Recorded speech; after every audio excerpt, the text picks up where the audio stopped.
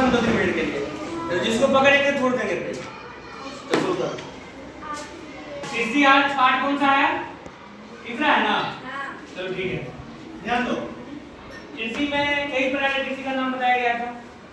उसमें एक पहला क्या था? निर्वाह कृषि। तो सबसे पहले नाम है निर्वाह कृषि। बातें स्पष्ट कर निर्वाह करना मतलब क्या?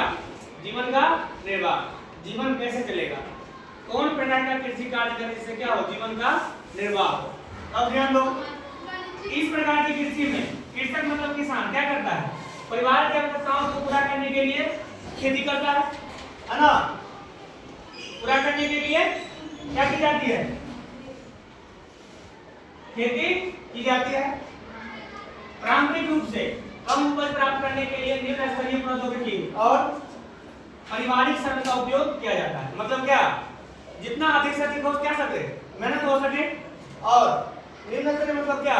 नॉर्मल में जो क्या कोई टेक्नोलॉजी है ना, उसका उपयोग करके क्या कर सके, उसको कृषि का अनुकूल रूप दे सके। जैसे कि देखो चावल की खेती है, मक्का है, सब्जी है। चावल धान तो हो ही गया, क्या एक ही हो गया। तो अब जानते हैं निर्वाह कृषि। निर्वाह कृषि के प्रकार, निर्वाह कृषि के 2 प्रकार है ना। मतलब निर्वाह कृषि को 2 भागों में क्या किया गया है? वर्गीकृत किया गया है। इसमें पहला कृषि है क्या है? गहन निर्वाह कृषि। दूसरा क्या है? आदि निर्वाह कृषि। तो ध्यान दो, गहन निर्वाह कृषि क्या है? तो ध्यान दो पहले। इस प्रकार की कृषि को छोटे भूखंड मतलब क्या? छोटा भाग भी होगा तो क्या हो जाएगा? खेती हो जाएगा। और साधारण औजार मतलब क्या? बड़ा वाला ट्रैक्टर कोई जरूरी नहीं, मतलब क्या? कुदाल का उपयोग करके क्या कर सकते हैं? उसको खेती हम कर सकते हैं।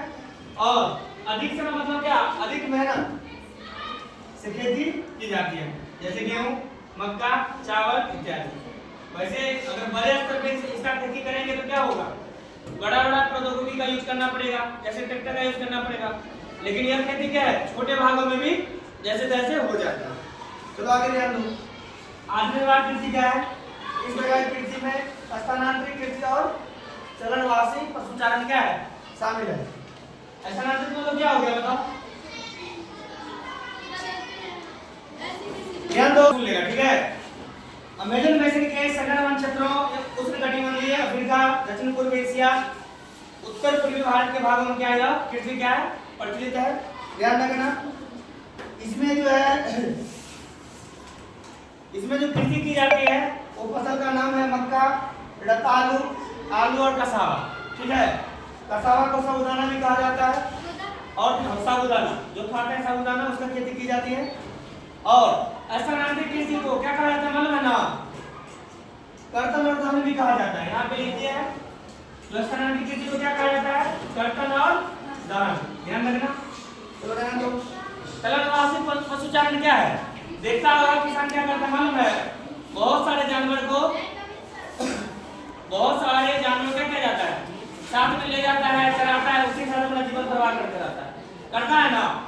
देखता होगा कहीं कहीं तो एक ही साथ 100-200 जानवर के साथ लेके आते हैं, चराते हुए निकल जाते हैं। उसका जगह फिक्स नहीं रहता है। जहां शाम हो गया वहीं क्या करेगा? रेस्ट कर लेगा, है ना? फिर सुबह होने के बाद खाना वाना बना के अपना दूसरी जगह चल जाता है। इसी का मतलब क्या है? चरवासी पशुचारण। मतलब चलते चलते क्या करता है? पशु वाला काम कर लेता है। ठीक है, आगे ध्यान दो। स्थानांतरित कृषि जो है विश्व के विभिन्न भागों में विभिन्न नामों से जाना जाता है। इसमें पहला है झूमी कृषि। तो झूमी जो है कहाँ जानते हैं बताओ? उत्तर पूर्वी भारत में, उत्तर पूर्वी भारत में। अब थोड़ा ध्यान देगा, यह है ना, मान लो ये हो गया उत्तर, ये हो गया उत्तर वाला भाग, ये हो गया पूर्व वाला भाग। इसमें जो भी राज्य आता है वहां पे एक खेती की जाती है। कौन सा खेती? झूमी। इसमें कौन कौन सा गया बताओ? जैसे हो गया हिमाचल प्रदेश, पंजाब, है ना? और कौन कौन हो जाएगा? उत्तराखंड सब हो जाएगा। इसी में आता है तो वहां पे खास करके कौन सा खेती होगा? झूमी। अब ध्यान देना है, स्थानांतरित कृषि को मिल्पा भी कहा जाता है। कहां पे? मैक्सिको और मध्य अमेरिका के बीच में। अब ध्यान दो, रोका। रोका कहां पे कहा जाता है? ब्राजील में। यह है लदान। लदान कहां पे बोला जाता है? मलेशिया में। तो स्थानांतरित कृषि को विभिन्न भागों में विभिन्न नामों से जाना जाता है, ये जान लिए।